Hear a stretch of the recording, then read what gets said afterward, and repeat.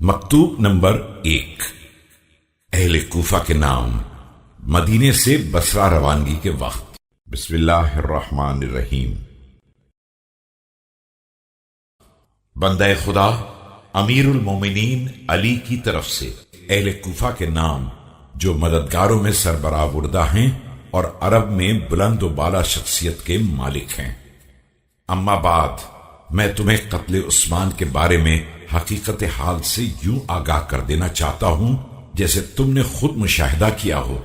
لوگوں نے جب عثمان پر اعتراضات کیے تو میں مہاجرین میں سب سے زیادہ اصلاح حال کا چاہنے والا اور سب سے کم ان پر عتاب کرنے والا تھا، اور طلحہ و زبیر کی ہلکی رفتار بھی ان کے بارے میں تیز رفتاری کے برابر تھی، اور نرم سے نرم آواز بھی سخت ترین تھی، اور عائشہ تو ان کے بارے میں بے حد غضبناک تھیں۔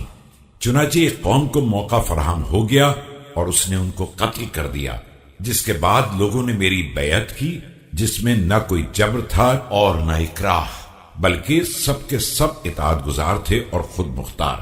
اور یہ بھی یاد رکھو کہ اب مدینہ رسول اپنے باشندوں سے خالی ہو چکا ہے اور اس کے رہنے والے وہاں سے اکھڑ چکے ہیں۔